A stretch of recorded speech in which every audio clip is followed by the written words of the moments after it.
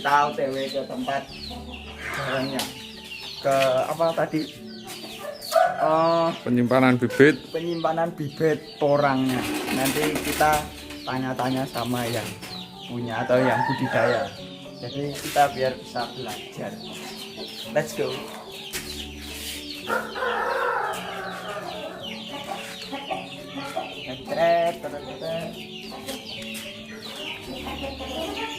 Nah, kita udah di dalam apa ini, ruang penyimpanan. Nah, ini saya kenalkan sama yang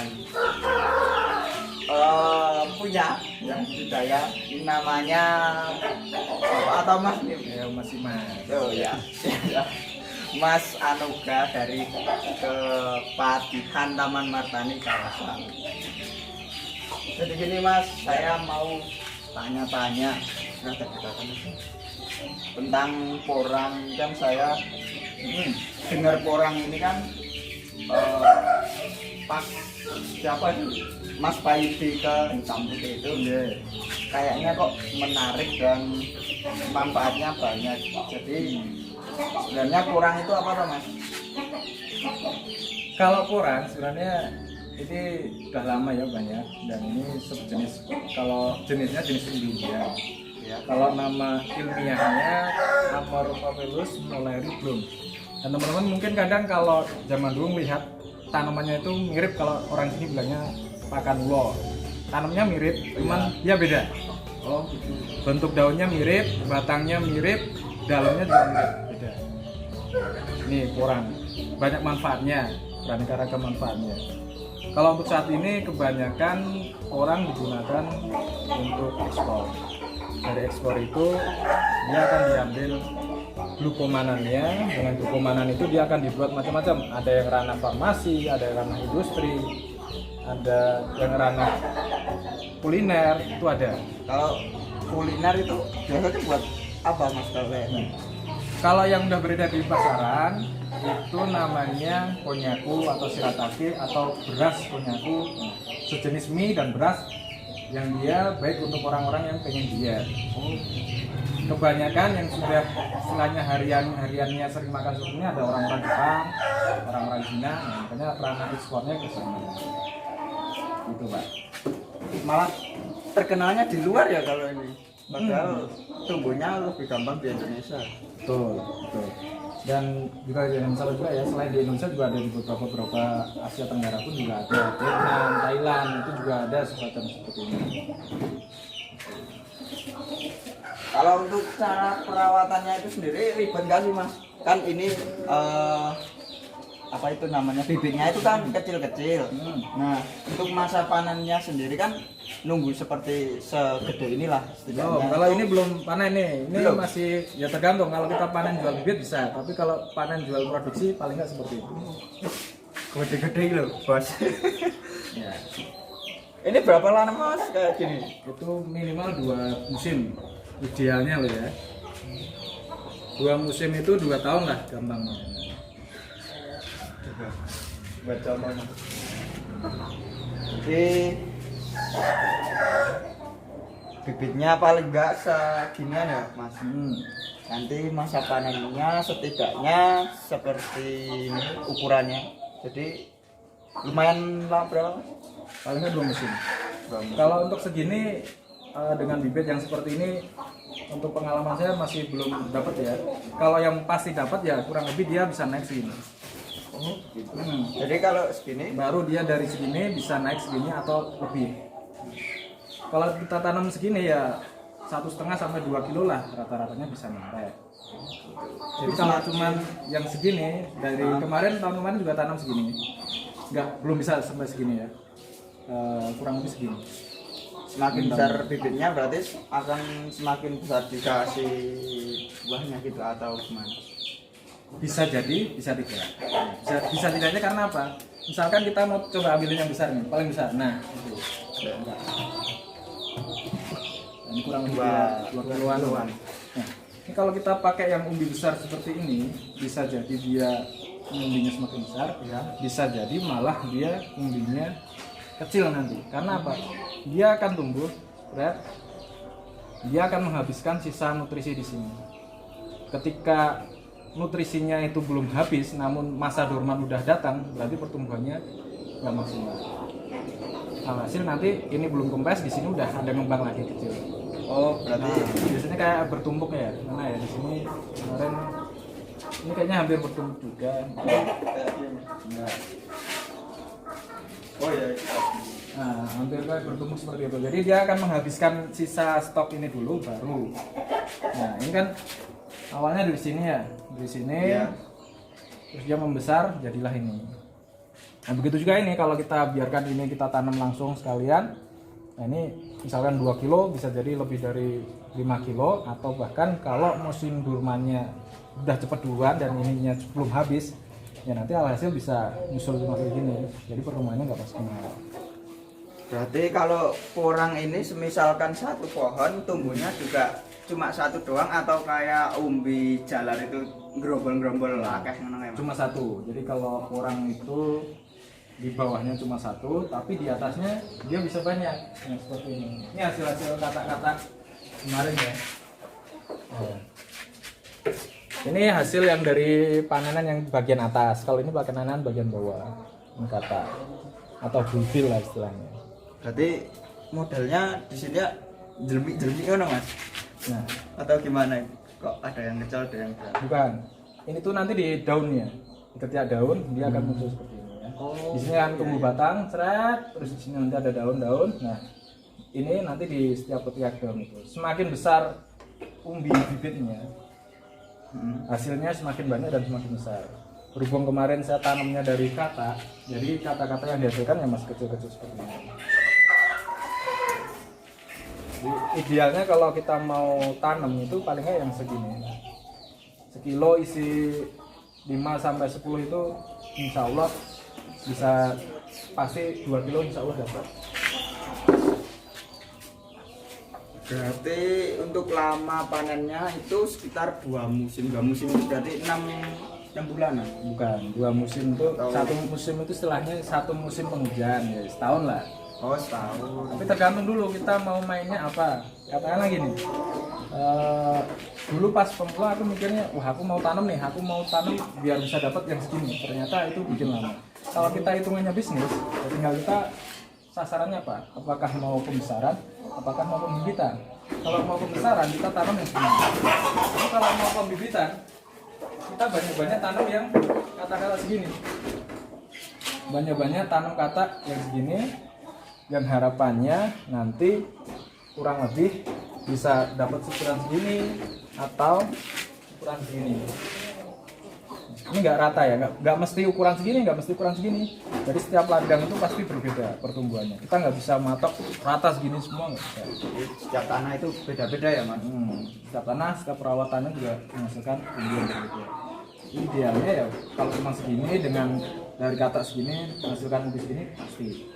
Nah ini bisa kita jual untuk bagi petani ya. Tapi kalau mau perbandingan produk sendiri ya bisa. Makanya kalau mau jelas panen yang siap konsumsi ya kita pakai yang bibit segini.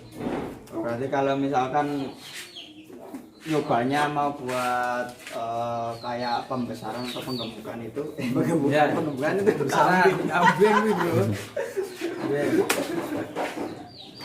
Berarti pakainya yang bibit yang lumayan besar biar hasilnya juga lebih Sekilo isi 5-10 lah, insya Allah nanti kita bisa semakin tanam bisa dapat full produksinya, full produksi. mono bos. Jadi tinggal kita mau mainnya apa harus jelas dulu. Oh aku mau strategiku besok aku mau jual bibit. Iya, udah kita tanam yang kecil-kecil aja. Ya, kalau ini kan ada umbi-umbi kecil sama umbi besar. Ini tak proyeksi, ini dipanen tahun 2021. Sedangkan yang kecil-kecil seperti ini tak panen tahun 2022. Oh. Jadi kan namanya masih awal ya, kita harus men-setting gimana caranya setiap musim itu panen. Dan kelemahannya porang adalah tanaman investasi. Tanaman investasi kalau kita nggak punya pemasukan lain hanya mengandalkan porang pasti susah. Karena dia panennya tahunan. Kecuali begitu kita panen kita bisa dapat 1 M misalkan. Ya wes kerjanya setahun pisan nggak apa-apa. Oh, Tapi iya, kalau betul, betul. kita panennya masih hasilnya masih di bawah 1 ton atau masih di bawah 10 ton ya, jangan sampai kita keluar dari pekerjaan kita terus kita langsung fokus 100% di sini. Kalau menurut saya jangan. Berarti istilahnya kalau masih berkembang itu lebih baik buat sampingan dulu. Betul, Sudah besar baru betul, langsung. betul. Terus apalagi ya kepo-keponya ya? Apa kendalanya perlu nggak? Nah, kendala perlu. Kendala apa nih? Kendala sama- Kendala penanaman atau kendala penyimpanan? Kendala penanaman dulu, nanti ke penyimpanan. Oke, kendala penanaman. Kalau untuk di penanaman, ini termasuk tanaman yang gampang. Kalau kata orang lempar aja tumbuh. Tapi kita harus memperhatikan beberapa syarat tumbuh. Syarat tumbuhnya adalah kecukupan intensitas matahari. Jadi kalau kita tanam di lahan yang kayak lapangan terbuka dengan bibit-bibit yang seperti ini, kemarin saya juga tanam lahan terbuka, bibitnya seperti ini, mati. Tanam bulan 10 saya tanam, musim hujan, bulan 1 ditunggu nggak keluar, bulan 2 nggak keluar, ternyata mati. Tuh, makanya kalau di tempat terbuka, paling nggak kita pakai yang sebesar ini dan perhatikan batas ketinggian di atas permukaan air laut, MDPL-nya berapa. Idealnya itu kalau kita mau main aman dengan umbi seperti ini ya MDPL yang agak tinggian 500 ke atas seperti itu. Tapi ada juga kawan-kawan yang dataran rendah nanam dengan bibit umbi pun bisa tumbuh. Nah, tapi saya belum pernah nyoba ya, jadi belum bisa komentar banyak terkait dengan penggunaan bibit di lahan terbuka karena resiko. Tapi kalau kita mau eksperimen ya boleh, tapi jangan banyak-banyak, takutnya kalau mati bubar. Tapi kalau jelas hidup di bawah naungan hidup. Tapi ingat, jangan di bawah naungan yang terlalu rapat. Hasilnya kemarin itu juga hidup, cuman umbinya nggak bisa besar. Jadi kurang efektif ya. Kurang efektif, umbinya ya kurang lebih segini kemarin, kurang lebih segini. Tapi yang agak terbuka, dapat panas, tapi juga teduh, itu bisa mencapai segini juga kemarin. Hasil tanaman yang 2019. Berarti untuk perawatannya sendiri ketika udah ditanam itu ya. Kalau perawatannya biasa ya, nanti kalau udah hujan otomatis dia akan salipan dengan rumput. Nah, tugas kita adalah menjaga rumputnya agar tidak mengganggu pertumbuhan ini. Ini yang biasa memakan biaya dan tenaga ekstra terkait dengan pembersihan. Kedua, pemberian pupuk. Pemberian pupuk monggo, mau main yang organik atau mau main yang pakai pupuk pabrikan silahkan. Itu selera masing-masing ya. Terus pemupukan biasanya kalau kemarin begitu ini udah kuncup, di depan ada yang udah kuncup ya, tapi nggak ke bawah. Nah, nanti kalau mau diambil gambarnya bisa. Oh iya. Kuncup, mekar, daunnya udah kelihatan, kasih pupuk. Nah, nanti dia itu bisa bertunas sampai 2-3 kali kalau yang dari kata. Yang kalau dari umbi ya sekali 2 kali itu biasanya. Kalau yang dari kata bisa lebih dari 5 kali dia tunas, dan setiap tunas itu akan muncul kata dan melakukan pembesaran di umbi. Terus terkait hama ya, hamanya kalau yang kemarin ada ular yang hitam itu makan daun. Oh iya. Itu yang di atas. Kalau yang di bawah tanaman ada uret, tapi nggak tahu ya apakah uret itu makan atau enggak, saya belum menemukan. Ada juga kayak ulet warnanya hampir kuning keemasan itu, kayaknya juga makan. Soalnya kemarin pas bongkar umbinya boleng ada ulet tersebut. Nah, bisa jadi dia makan salah satunya. Dan salah satu hamanya juga manusia. Manusia iya. Oh, Jadi manusia. ini tuh tanaman yang memiliki potensi rupiah ya. Jadi kalau orang udah gelap mata bisa dicolong. Banyak kasus teman-teman yang tanam itu kebunnya diambilin orang. Biasanya alasannya nggak tahu ini tumbuhan liar, padahal ya jelas-jelas tanaman liar sama tanaman budidaya beda. Lihat dari cara dia tumbuh kan pasti rapi. Tuh, jadi banyak kasus yang orang dimaling atau dibabat, orang yang nggak tahu dibuat makan kambing lah, dimaling lah, tanaman kurang gitu kan. Seperti itu. Yes. Kayaknya menarik ya.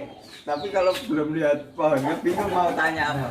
Kalau untuk pohonnya, nah coba besok ya bulan 1 udah mulai kuncup biasanya. Bulan 2, bulan 3 itu insya Allah daunnya udah kelihatan pohonnya itu udah kelihatan bulan 2, bulan 3 insya Allah udah kelihatan. Tapi kalau kesininya bulan 4, bulan 5 ya kebun itu udah rata lagi.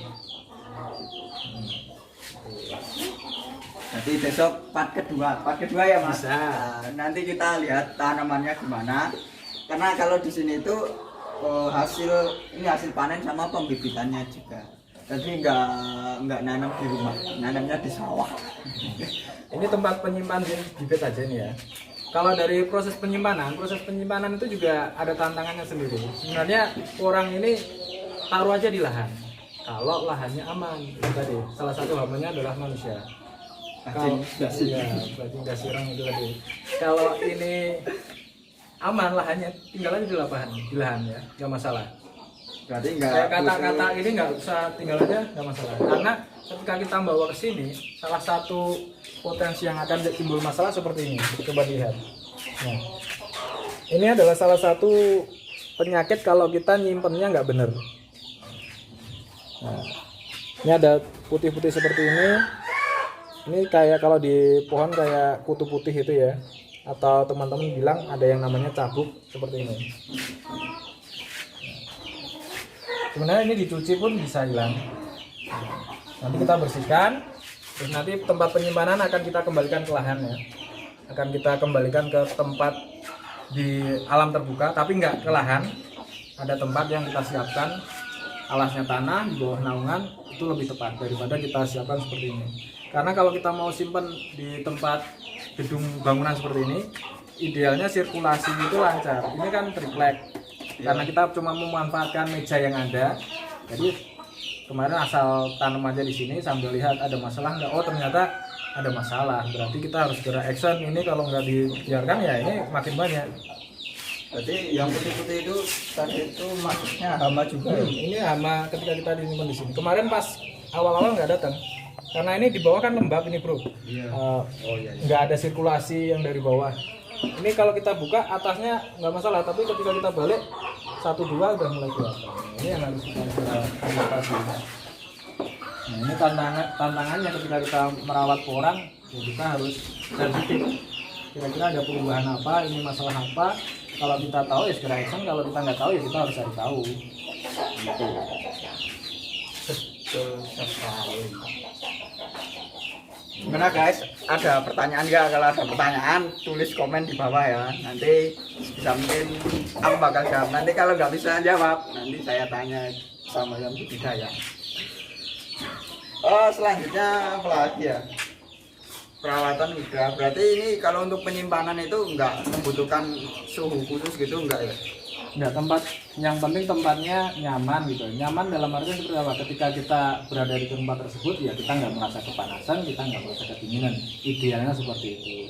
Dan tempat yang lebih baik itu sebenarnya di alam. Kita kembalikan misalkan di depan rumah, di bawah pohon, tempatnya aman, nggak potensi orang kemalingan, sebar aja di sana. Udah sampai nanti musim panen, musim tanam berikutnya, baru kita pindahkan ke lahan. Ini besok Ahad rencana kita pindah semua. Udah kita siapkan lahan yang di bawah naungan, aman juga. Insya Allah di sana kita hampar di sana biar kembali ke habitatnya.